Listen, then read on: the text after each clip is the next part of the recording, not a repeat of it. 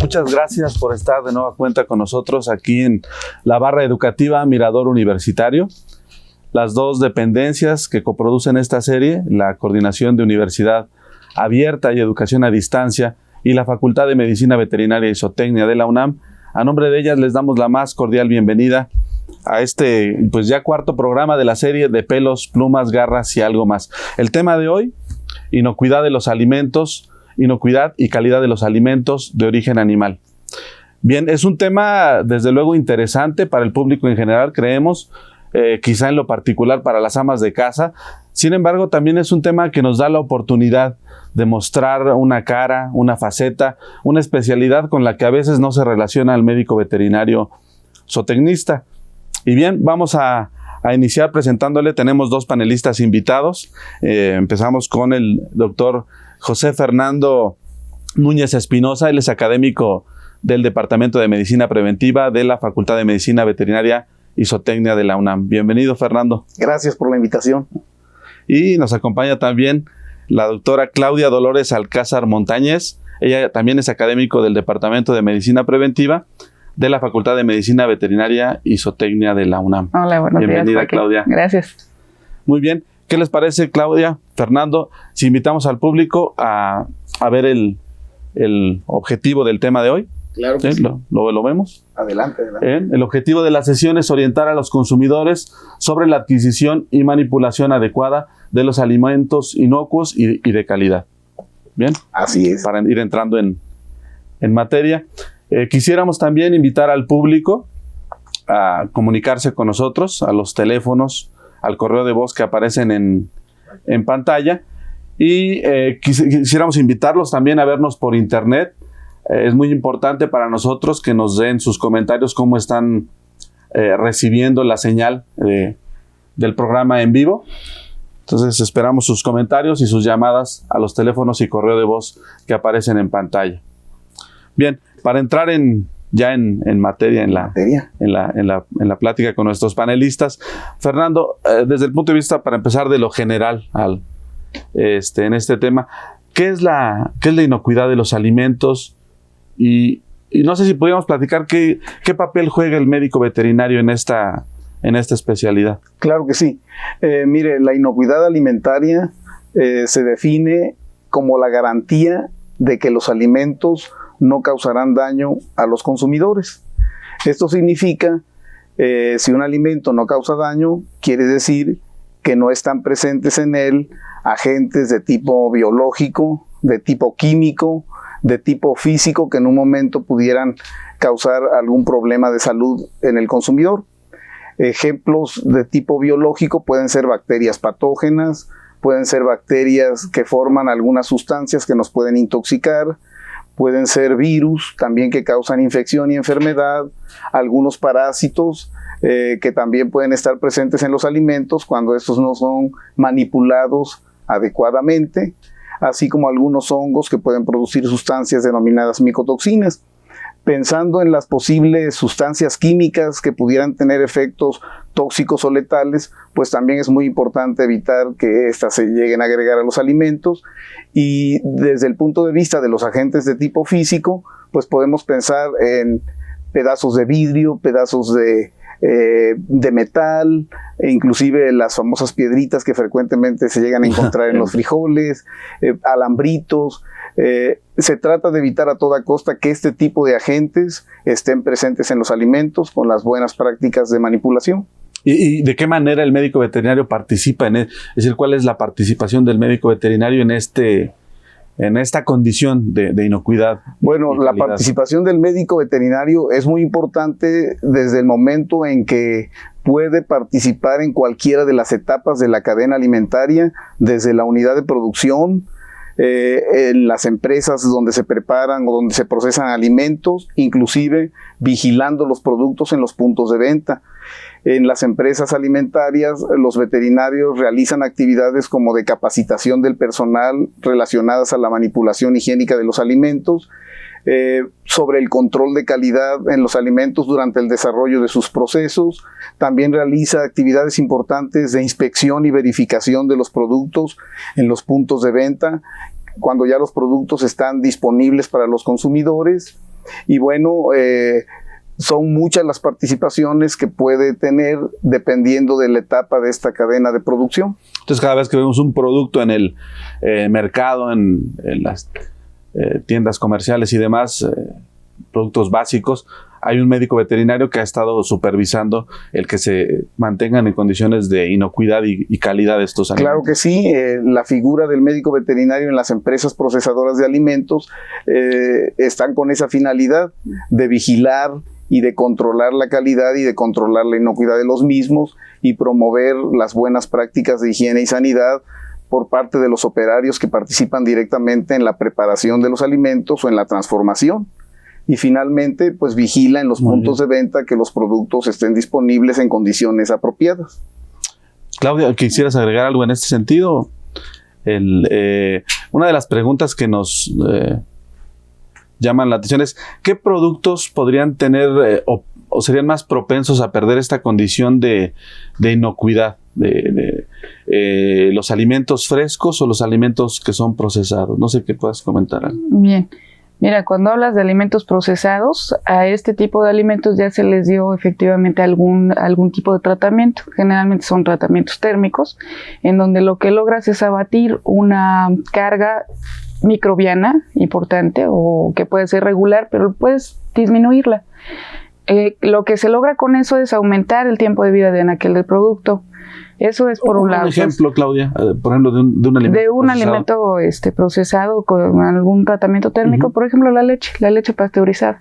Se pasteuriza, se alcanza cierta temperatura, se enfría rápidamente, logrando con esto, bueno, una baja importante, te digo, en la carga microbiana del alimento, y eso le permite aumentar su tiempo de vida de anaquel, ¿sí? Que puede estar, no sé, 5 días después de que ha sido sometida al proceso de pasteurización, y ahí se van marcando, bueno, las fechas de caducidad de acuerdo al tipo de tratamiento que se le dé. Eso por un lado. En los alimentos procesados, pero puedes hablar también de alimentos procesados de otra manera, a los cuales se les puede agregar algunos agentes conservadores. Dentro de los agentes conservadores hay una gama pues muy grande, ¿no? Hay muchísimos. Puedes hablar de algunos que son, como los ácidos orgánicos, el vinagre. Tan solo cuánto tiempo te permite mantener, digamos, unos chiles en vinagre bajo esas condiciones, por la acidez. Esa acidez impide que haya una proliferación de microbios, de microorganismos que puedan afectar el tiempo en el que pueden permanecer adecuadamente para consumo. Se puede utilizar, te digo, ese tipo de sustancias, ácidos orgánicos, o se pueden utilizar algunos de tipo químico que han sido diseñados especialmente para ello. Claudia, perdón nada más la interrupción.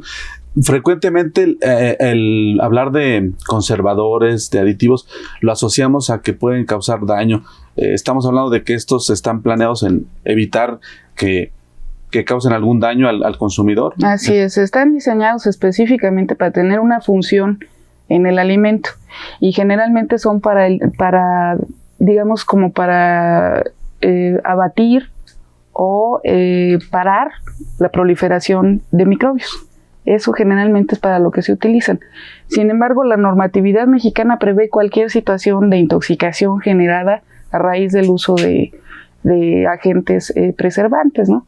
Entonces, todo esto está limitado, existen límites permisibles señalados en las normas oficiales mexicanas correspondientes a cada producto y a cada proceso dentro de cada producto.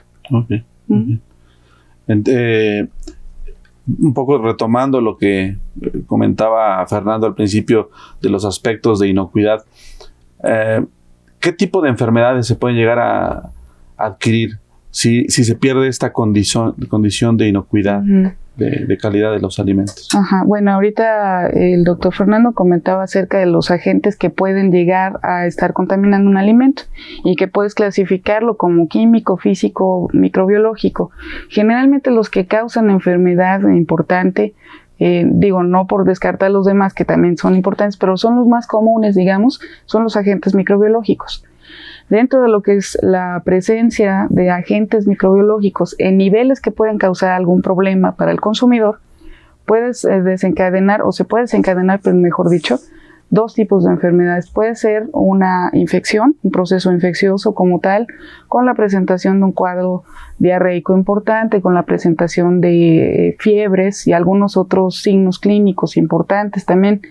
O bien se puede tratar de una intoxicación, y ahí sí podemos considerar entonces no solamente las toxinas que pueden generar cierto tipo de agentes microbiológicos, como es el caso del Staphylococcus aureus, que genera una toxina que puede generar este problema a nivel gastrointestinal, o se puede hablar también de toxinas químicas, algunos tipos de tóxicos químicos, que se generan a partir del mal uso del alimento o de problemas durante el proceso. ¿Cómo cuál? O de algún tipo de alteración. Cuando se utiliza algún conservador en cantidades que no son las permitidas. Cuando ese tipo de situaciones no se monitorea o no se observa, se rebasan los límites permisibles y puedes entonces hablar de un problema de intoxicación por esos agentes conservadores. Muy bien. Fernando, sí. No sé qué recomendaciones podrías hacer o cómo podemos, cómo se puede llevar a cabo la contaminación de los alimentos, cuáles son los mecanismos. A lo mejor en algunas ocasiones pensamos que eso no es muy importante y es la manera en que se están llevando a cabo este problema de contaminación de alimentos. No sé qué nos puede Claro que sí. Bueno, entre las diferentes formas como las personas pueden contaminar los alimentos es cuando no aplican buenos hábitos de higiene o no realizan una manipulación higiénica. Siempre que se trabaja con alimentos es muy importante que las personas se laven perfectamente bien las manos con agua y jabón y se le dé al jabón un tiempo suficiente para que reduzca esa carga de bacterias que tenemos también en nuestra piel. Utilizar siempre recipientes limpios en donde se van a depositar los alimentos y también, bueno, cuando se compran los alimentos, seleccionar aquellos alimentos que presenten características de frescura y que inclusive se puedan ver un poquito más limpios cuando se trata de aquellos productos, por ejemplo, de origen vegetal, que son recolectados en parcelas. Otras formas también de proteger a los alimentos es introduciéndolos en recipientes limpios, tapados y conservándolos en refrigeración.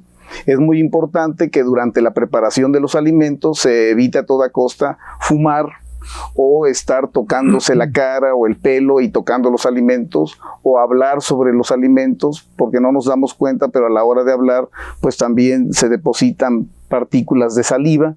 El ambiente no está libre de agentes, estamos inmersos en un ambiente donde hay bacterias en el aire, hay bacterias en la superficie, de ahí también la importancia de que donde se vayan a manipular los alimentos se limpien perfectamente bien las superficies de la mesa, todos los muebles de cocina, los utensilios deben de estar bien lavados y evitar a toda costa preparar los alimentos sin cumplir con los buenos hábitos de higiene personal.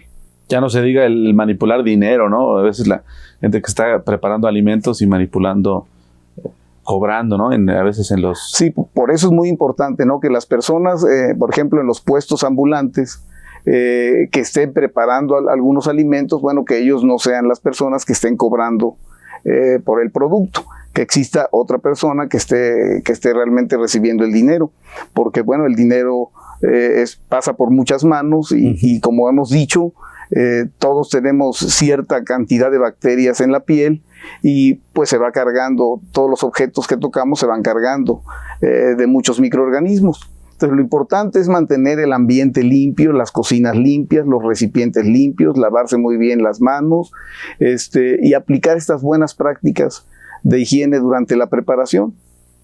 En ese mismo sentido, Claudia, hay el término que ustedes manejan mucho, el término de manipulación o higiénica de los alimentos. ¿Qué debemos de entender por esta idea de manipulación higiénica de los alimentos? Ok, ahorita, bueno, la mayor parte de las actividades ya las comentó Fernando. Van en 3 sentidos, o sea, hay que pensar en cumplir 3 objetivos para lograr una manipulación higiénica. Esto es evitar a toda costa la contaminación, es decir, exponerlos a situaciones en donde se puedan contaminar los alimentos, ya sea con utensilios sucios, con superficies de corte que no estén suficientemente limpias o que estén sucias, que es la condición. Te digo, evitar la contaminación, evitar también la proliferación de microorganismos. Aquí hay que partir de una idea, y es que la mayor parte del tiempo, y además la mayor parte de la población, no consumimos alimentos estériles. Consumimos alimentos que tienen una carga de microbios, en general, pues porque incluye hongos, levaduras y bacterias, de microorganismos importante, pues. No es malo. No todos los microorganismos pueden generar enfermedad. Hace un rato también comentó el doctor, hay microorganismos que están, más asociados a la descomposición del producto, ¿sí? Conocidos como descomponedores o saprofitos. Y hay otra clasificación en donde se consideran los microorganismos patógenos, ya sean hongos, levaduras o bacterias. En su mayoría se habla de bacterias. Lo que se trata también es que, aun cuando estén ahí presentes, aun cuando hablas de un alimento que tiene cierta carga bacteriana o microbiana en general, que ésta se mantenga con niveles muy bajos, que no alcancen dosis mínima infectante que pueda causar entonces enfermedad. Aquí el problema no es que todos te causen alguna manifestación clínica, sino de qué niveles estás hablando, de qué carga bacteriana estás hablando. Entonces, aun cuando los tengan, bueno, que no se superen. ¿Cómo lo puedes lograr? El hecho de manejar una carga microbiana baja. Esto lo puedes hacer a través del manejo de temperaturas, que es algo que también se ha venido comentando un poquito. Cuando se utilizan bajas temperaturas, ya sean de refrigeración o de congelación, sucede algo muy curioso en las bacterias. Estas van a tener un aletargamiento, ¿sí?, en su metabolismo. Y esto es, al momento de aletargarse de esa manera el metabolismo, bueno, tampoco pueden proliferar y multiplicarse, pues con toda esa libertad que quisieran. ¿Qué es lo que significa? Que vas a mantener niveles muy bajos de esa carga bacteriana. Entonces puede ser a través del uso de temperaturas bajas o también a través del uso de altas temperaturas. Cuando sometes un alimento a cocción, estás logrando exactamente el mismo efecto. En un caso, aletargas, es decir, disminuyes el metabolismo. En el caso contrario, cuando usas altas temperaturas, destruyes microorganismos. Eliminas los microorganismos. No eliminas el total. Aquí hay que hablar de que hay algunos que resisten temperaturas muy altas, muy extremas. Muy bien. Pero la mayor parte de los que contaminan los alimentos, a temperaturas de cocción puedes eliminar una buena parte. Muy bien. Vamos a profundizar un poquito más en este sentido. Les pediría a Claudia, Fernando, se prepara una cápsula para apoyarnos en ella respecto al huevo. ¿La podemos ver? Invitamos al público a ver la cápsula de huevo. Sí.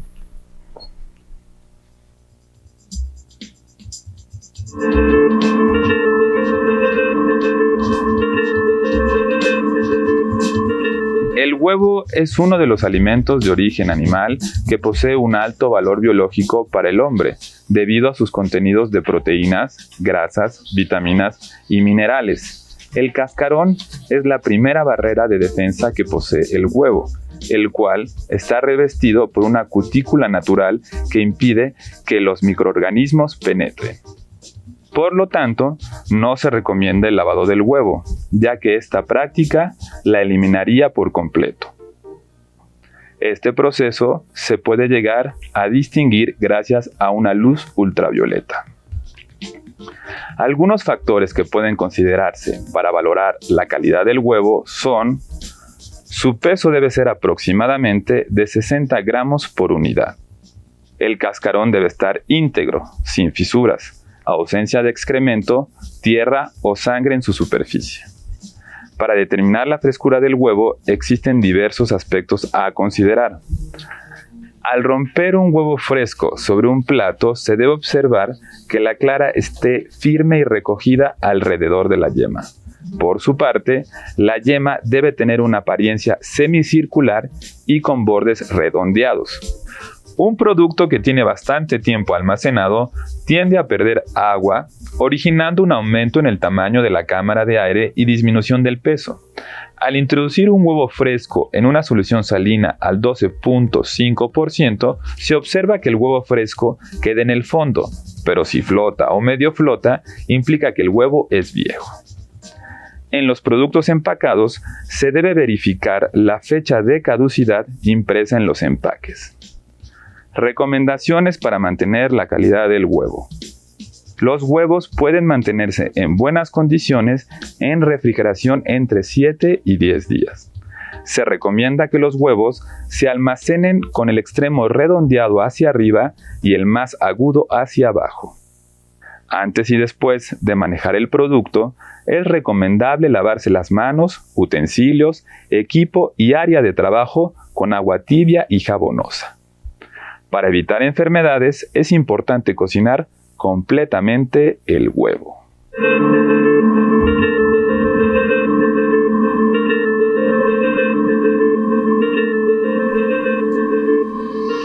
Muy bien, invitamos al público a comunicarse con nosotros a los teléfonos y al correo de voz que aparecen en pantalla.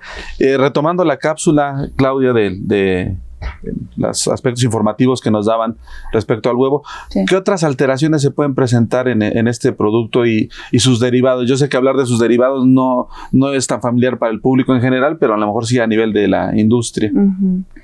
Bueno, hablar de derivados de huevo, estamos hablando de las otras formas en que se puede emplear para, niveles industriales, como bien dices, mejor dicho. Es en cantidades muy grandes, entonces se emplea líquido y se puede pasteurizar. Se puede pasteurizar entero, se puede pasteurizar únicamente la clara o por separado la yema. Se puede utilizar también deshidratado. Sí, esas son, otras presentaciones como para la industria de la panadería o para aquellos que elaboran pastas. Es como generalmente se maneja el huevo por practicidad y por la cantidad que se utiliza, ¿no? En general, las alteraciones que pueden observarse en el huevo dependen o están relacionadas con su propia composición. Esto es, como se trata de un alimento proteico, la alteración más común que vas a poder observar en este tipo de alimentos es la putrefacción. Las bacterias van a utilizar esas proteínas para generar una serie de sustancias diversas a la naturaleza proteica de la que parten. Dentro de esos metabolitos se encuentran el ácido sulfídrico, se encuentran sustancias como las aminas, como el escatol y el propio amoníaco, que le dan ese olor muy característico al huevo podrido, que es el ácido sulfídrico, es en realidad. Puedes observar también algunas alteraciones que no indican exactamente que el huevo no se pueda consumir. Esto es, cuando hay algún problema en la gallina, cuando la gallina ponedora tiene algún problema a nivel del oviducto, se puede generar alguna hemorragia muy pequeñita y se va y se presenta en el huevo. Esa hemorragia puede llevar consigo también pedazos de tejido muy pequeños y observarse cuando abres el huevo ya para consumir o lo estás haciendo una inspección sobre plato. Puedes observar lo que se conocen como manchas de sangre o manchas de carne. Inclusive algunos parásitos son capaces de pasar a través de esta línea transovárica y llegar al huevo y observarse en cuando lo estás haciendo en extensión o en plato. Okay. Todas estas alteraciones Muy bien. No indican, te digo, necesariamente que se trate de un huevo contaminado o riesgoso o peligroso de ser consumido. Sin embargo, cuando uno como consumidor los observa, pues bueno, viene el rechazo inmediato. Por eso es importante realizar algunas pruebas, como mencionaban en la cápsula, sobre ovoscopía y alguna observación a trasluz para poder detectar si existe alguna alteración de este tipo, ¿no? Muy bien. Fernando, brevemente, algo que quieras agregar. Es muy importante resaltar que las amas de casa pueden comprobar que efectivamente se trata de huevo fresco a la hora de que rompen el cascarón y lo depositan en un plato tendido. Es muy importante que comprueben que se pueden ver por separado las claras o las albúminas, estas claras que tienen esta tonalidad verde amarillenta, muy tenue, y un huevo fresco se caracteriza por presentar la diferencia entre estas tres claras, inclusive la apariencia, la forma como se ve la yema, es de una yema de forma esferoidal, brillosa, turgente. Esas son características típicas de un huevo fresco. Y con eso las amas de casa pueden comprobarlo en el hogar, que realmente es un huevo fresco. Muy bien. Quisiéramos, Fernando, Claudia, invitamos al público a ver una cápsula más. Tenemos una cápsula sobre leche. ¿La vemos?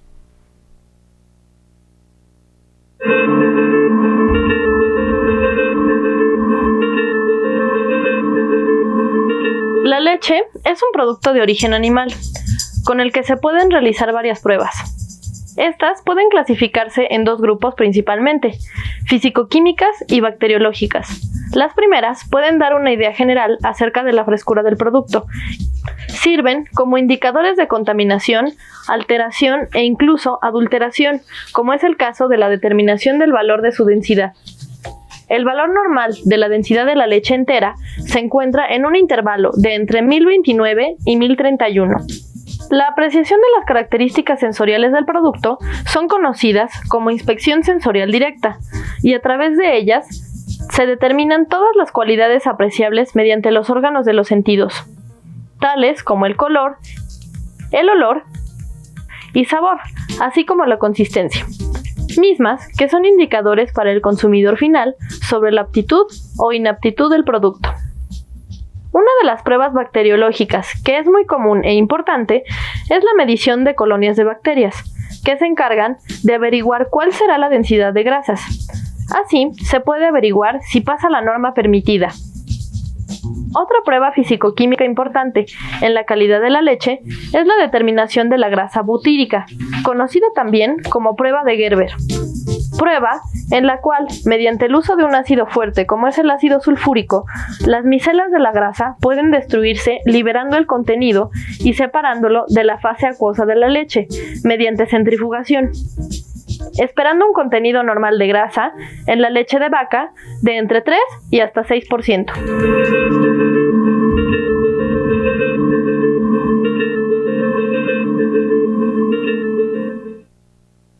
Les recordamos que pueden comunicarse con nosotros a los teléfonos y al correo de voz que aparecen en pantalla. Bien, Fernando, retomando lo que vemos en la cápsula, ¿qué alteraciones se pueden presentar en los productos lácteos? Bueno, una de las alteraciones más frecuentes en la leche es la fermentación o el agriado. Esta es muy característica de la leche, dado que uno de los componentes importantes es el azúcar, a la cual se le denomina lactosa.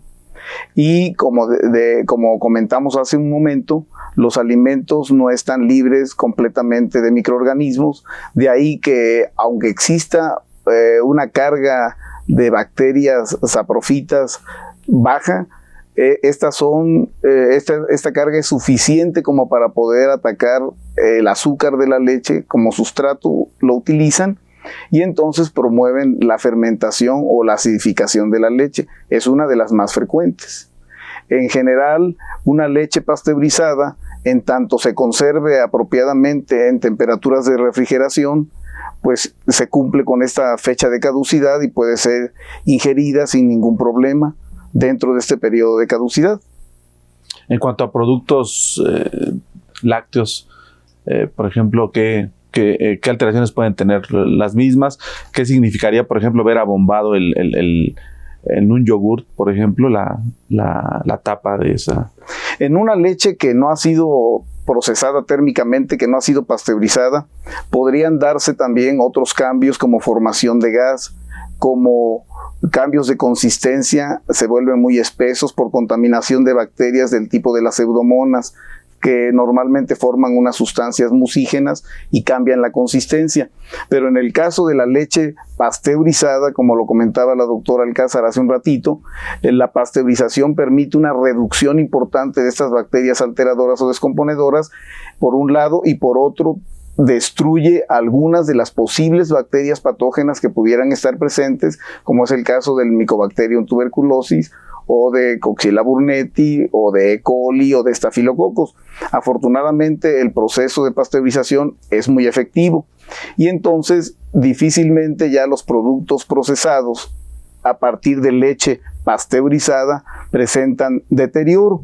En el caso de los productos de yogur, el yogur es una leche fermentada, está sujeta a este proceso de fermentación y el proceso de fermentación implica la formación de ácido láctico. El ácido láctico es tóxico para las bacterias y el ácido láctico promueve un descenso del pH del producto y difícilmente las bacterias patógenas pudieran crecer.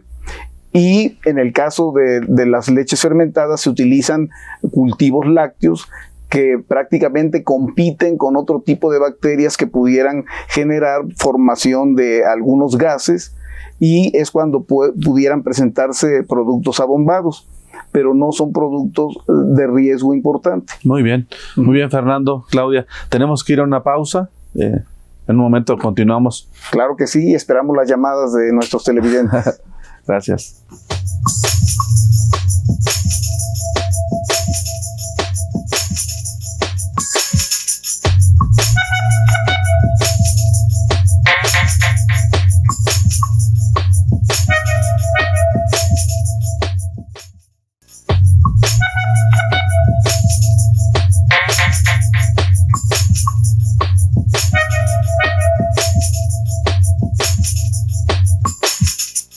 Ya estamos de regreso.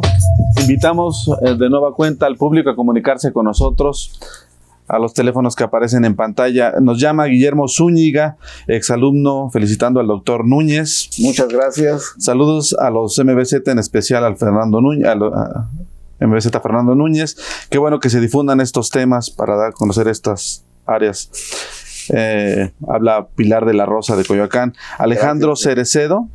¿Qué tan provechoso es consumir huevos tibios? No sé si quién la quiere contestar brevemente. Pues, bueno, mire, en realidad el tratar el huevo de una manera parcial directamente al fuego, lo que permite es que puedan aprovecharse mejor las características nutritivas del producto.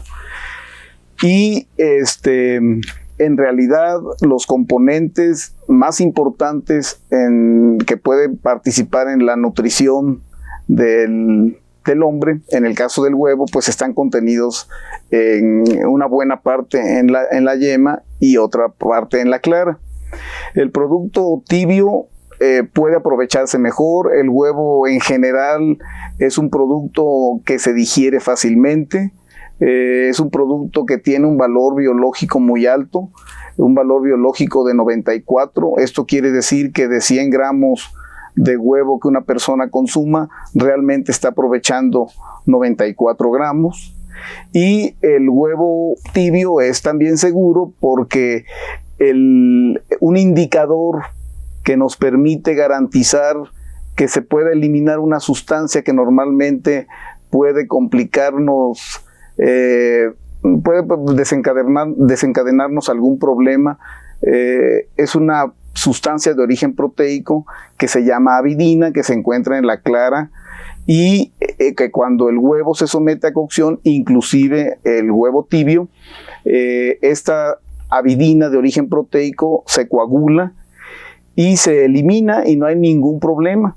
Y podemos aprovechar óptimamente todos los componentes nutritivos del huevo a partir del proceso de huevo tibio. Es adecuado. Sí, es adecuado. Esta avidina se le ha denominado factor antibiotina Cuando la avidina está presente, evita que se absorba apropiadamente una de las vitaminas del complejo B, que es la biotina, pero desde el momento en que se trata térmicamente, es eliminada y no hay ningún problema. No hay ningún problema para consumir el huevo tibio. Hay una llamada de Diana Robles de Coyoacán. Solo tienen acceso a puestos callejeros, gorditas, tacos, peligro por consumirlo. Creo que es algo que ya se había comentado en las intervenciones anteriores. Vamos a... ¿está lista la cápsula de carne? ¿Sí? ¿La podemos ver? Sí, claro.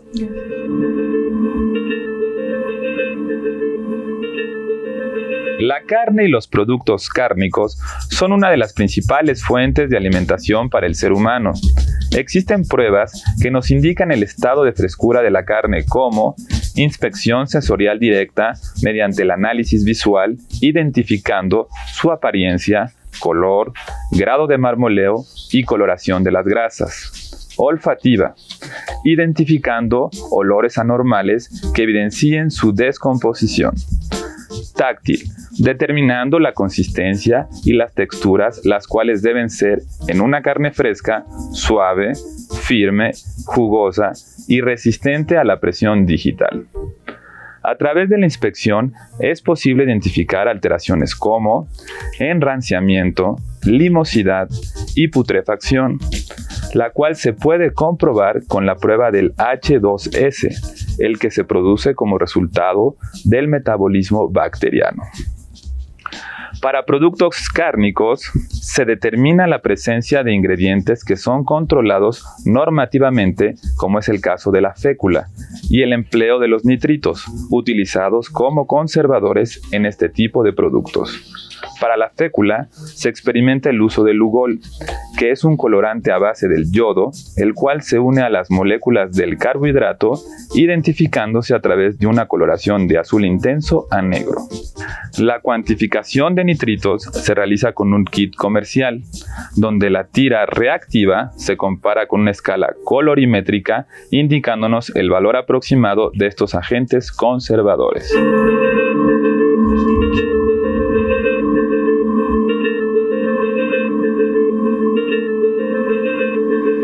Muy bien, Claudia. Ahorita estamos viendo algunos aspectos que se evalúan en las carnes rojas.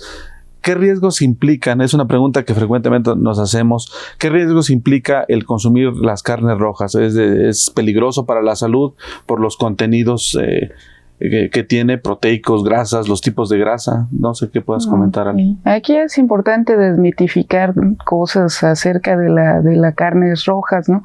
Las carnes rojas son una fuente bien importante que aporta vitaminas del complejo B, sobre todo como comentaban también acerca del huevo, y además proteínas, y además es la fuente más importante de hierro. Incluso mucho se habla de los vegetales verdes, que son también, pueden aportar también importantes cantidades de hierro. Sin embargo, la fuente más importante, la que abastece mucho más, es la carne rojas. Yo creo que hay como que muchas historias, digamos, negras o oscuras alrededor del producto, cuando en realidad no es así.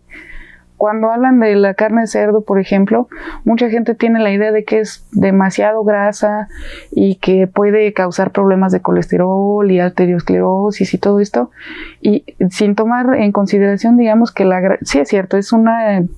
hay una proporción importante de grasa, pero dentro de lo que es la grasa de la carne de cerdo, la mayor parte de este tipo de grasas que tiene son grasas insaturadas.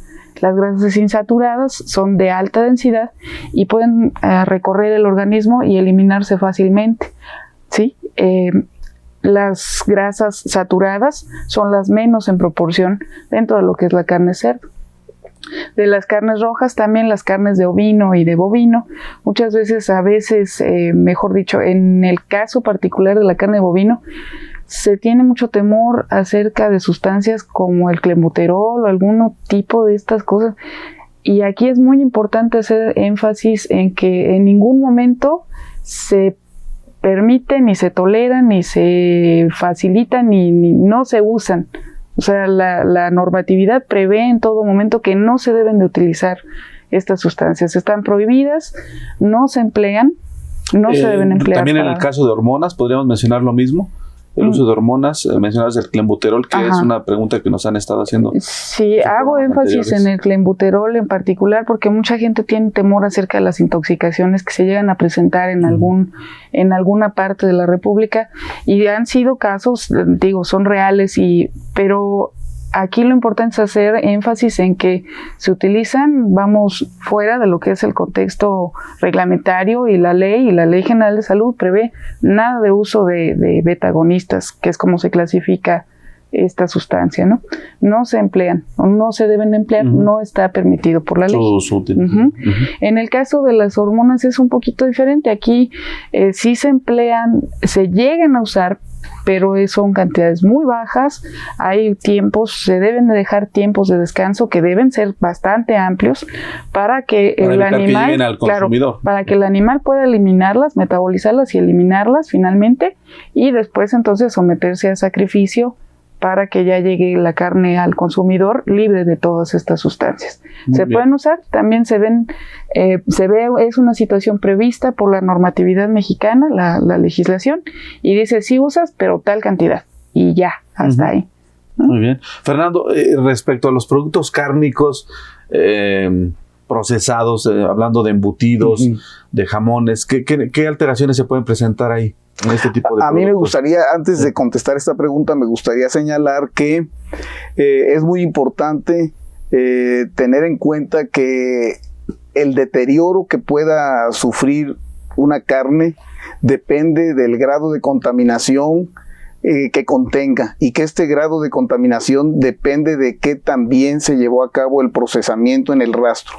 Es decir, el procesamiento higiénico de la carne en los rastros es muy importante, porque finalmente el tiempo de conservación de la misma y la calidad microbiológica de la misma para ser utilizada como materia prima para productos cárnicos depende de todo ese esfuerzo que se hace en los rastros. De ahí la importancia de promover las buenas prácticas de higiene y sanidad en los rastros, los buenos hábitos de higiene personal por parte de los trabajadores. Cuando se preparan productos cárnicos a base de carne con una calidad microbiológica aceptable, difícilmente los productos cárnicos se deterioran, porque en el caso particular de los productos cárnicos cocidos se someten a procesos térmicos que garantizan la eliminación de bacterias, de posibles bacterias patógenas, y una reducción importante de las bacterias deteriorantes. ¿Cocidos como cuáles son? Cocidos como puede ser el jamón cocido, las salchichas, los pasteles de carne. De hecho, el embutido, el paté, que es una mezcla, también se somete a tratamiento térmico. Pero por otro lado están los productos cárnicos crudos o crudos madurados, como sería el jamón serrano, el salami crudo, porque también ya lo venden como salami cocido. Y bueno, en el caso de los productos cocidos difícilmente se deterioran, a menos que se manipulen de forma inadecuada una vez que se adquiere, o se rebase la fecha de caducidad. Las alteraciones que se pueden identificar en productos cárnicos cocidos cuando se rebasa la fecha de caducidad obedece a que hay un grupo de bacterias que todavía pueden estar presentes, que son las bacterias lácticas, y que se utilizan también en la maduración de la carne, y utilizan el azúcar del músculo, que es el glucógeno, y generan cierto grado de fermentación. Y entonces, cuando los productos cárnicos rebasan la fecha de caducidad, pueden presentar algunos cambios sensoriales, como el sabor, se pueden sentir un poquito acidificados, un poquito pegajosos. Cuando se manipulan de forma no higiénica, sí podemos agregar bacterias del ambiente, y sí hay bacterias deteriorantes, y entonces pueden producir cambios sensoriales que ya provocan la repulsión por parte del consumidor. Cambios sensoriales como formación de mucina, de una sustancia mucilágena en la superficie de los productos. ¿Los cambios sensoriales van asociados a realmente un daño que pueden causar? A un deterioro a partir de una contaminación por bacterias ambientales que normalmente deterioran los productos, como es el caso de las pseudomonas, de la Chromobacter, del Aerobacter. Son productos muy asociadas a las alteraciones de los productos cárnicos. Ahora bien, Si el producto se contamina de manera muy importante, inclusive se puede llegar a la putrefacción, que no es otra cosa más que la descomposición de la proteína, que implica cambios de olor muy desagradables, cambios de apariencia, cambios de color, inclusive pues la gente rechaza ya productos descompuestos o putrefactos. Muy bien, gracias Fernando. Claudia, vamos a ver una cápsula respecto al pescado. ¿Sí? Una cápsula informativa de pescado. ¿La vemos, por favor?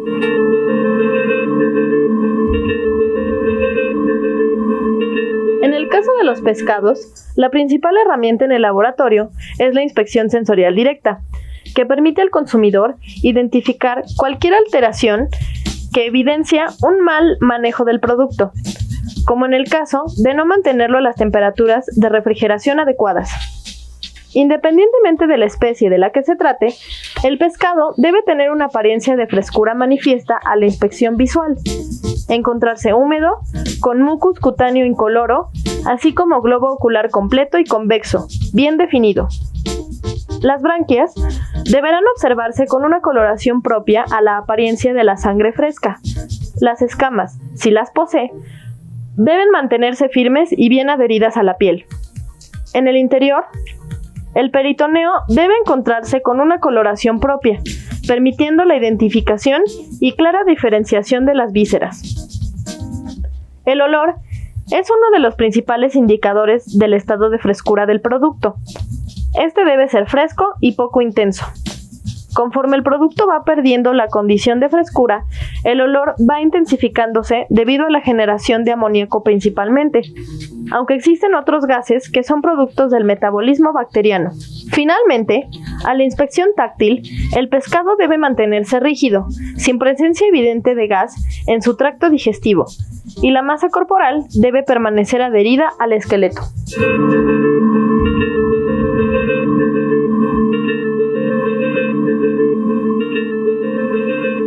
Bien, regresamos con preguntas del público. Carmen Martínez de Catepec, ¿por qué la carne que compro en el súper, la primera pieza es roja y las de abajo no? No sé si puedes contestar, Fernando. Sí, miren, este cambio de color que obedece a una alteración simple no implica ningún riesgo. Normalmente la carne de un animal recién sacrificado presenta un color rojo cereza, pero en la medida que la carne entra en contacto con el oxígeno atmosférico, el oxígeno tiende a penetrar en los alimentos. Cuando la carne se oxigena, toma un color rojo brillante, que también es un color muy apreciado por los consumidores.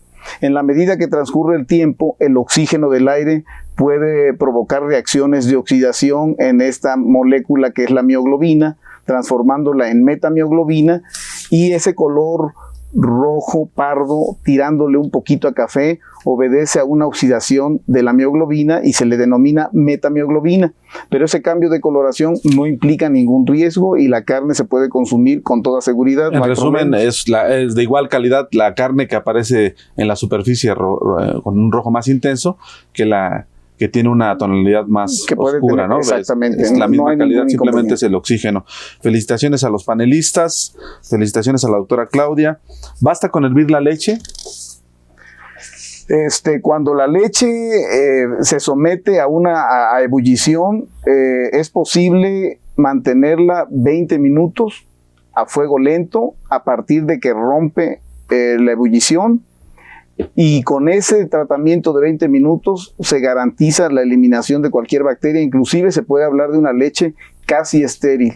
El problema es protegerla después de que se somete a este tratamiento térmico, porque fácilmente se puede recontaminar con bacterias del aire y fácilmente una leche hervida 20 minutos se puede alterar, se puede agriar. Si no se protege posteriormente al tratamiento. Pero es suficiente. Referente a la cápsula que veíamos de pescado, ¿qué desventajas o qué perdería el pescado por consumirlo después de un proceso de congelación? Desde luego, con respecto a consumirlo fresco. Al momento en que se congela, debe tratarse de un producto que está en buen estado. Tiene que ser un producto o un pescado fresco, para que la congelación, todo ese tratamiento por temperaturas bajas, funcione, pues, sirva para algo, porque lo que hace es, te digo, abatir el crecimiento bacteriano, pero de momento. Pero hay Entonces, ¿hay alguna desventaja? Claro, si viene con una alta contaminación al inicio, si lo estás congelando y ya está con una carga microbiana importante, bueno, no tiene sentido, lo descongelas y todas esas bacterias van a proliferar porque no se mueren, aclaro.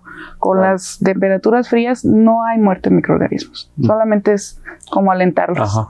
Pero no pierde sus propiedades este pescado. No. Es decir, desde luego, si hay problemas de contaminación, estos se van a... Así es, si mantener. se hace con un pescado fresco, en buenas condiciones, lo congelas, al momento de descongelarlo está excelente. Desafortunadamente el tiempo se nos ha ido sin sentirlo. Brevemente, ¿cómo se debe descongelar un producto, Fernando? Cualquier alimento congelado debe descongelarse dentro de un refrigerador. Esto se recomienda porque se trata de evitar a toda costa que el producto se descongele en un rango de temperatura que puede considerarse riesgoso. Un rango de temperatura peligroso es entre 10 y 60 grados. El descongelamiento a temperatura ambiente en este rango permite que durante el descongelamiento las bacterias, como comentaba la doctora Alcázar, proliferen, crezcan y se multipliquen rápidamente. De ahí que la recomendación es que cualquier alimento se descongele dentro del refrigerador. Muy bien, entonces en refrigeración debe... En refrigeración. Ajá. Hacerlo al chorro de agua. Es posible también descongelar a chorro de agua, e inclusive introduciéndolo en un recipiente con agua y recibiendo el chorro de agua en ese recipiente y se puede descongelar fácilmente Ahí, y no hay ningún problema. Perdón, ahí nada más rápido, mira, no es recomendable hacerlo a chorro de agua, no por cuestión de que te haga daño o se afecte que afecte su inocuidad, pero sí afecta su aspecto, porque cae el chorro de agua y se golpea los tejidos, entonces modifica mucho su aspecto, ¿sí? Y la gente ya tiende como que también a rechazarlo. Okay. Por esa modificación. Muy brevemente, Claudia, ¿qué debemos de evaluar en las latas, en los productos enlatados? ¿Qué se debe de tomar en cuenta? Bien, al comprar un producto enlatado, lo importante es observar que esté limpio, que esté libre de corrosión o derrumbre, que es como la oxidación que se llega a observar algunas veces sobre el enlatado, y que no esté abombada. Eso es muy importante. Cuando se golpea, quiere decir que se cayó, probablemente haya algún daño en el envase y por ahí puedan ingresar microorganismos al interior. Cuando está bombada, ojo, porque probablemente haya tal cantidad de microorganismos que ya generaron gas dentro del envase. Muy bien. ¿Comentarios finales?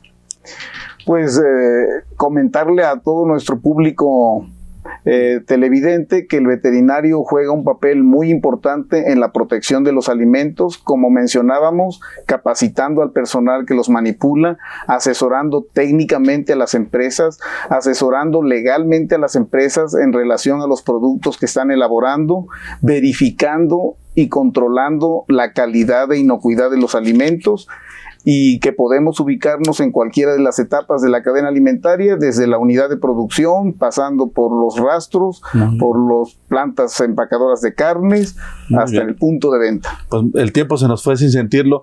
Claudia, muchas gracias por haber estado con nosotros. Muchas gracias. Fernando, muchas gracias. Gracias a ustedes. Nos despedimos, no sin antes invitarlos al siguiente programa de la serie, el papel del médico veterinario zootecnista en la producción de leche y carne. Muchas gracias. Gracias. ¿Algunas preguntas?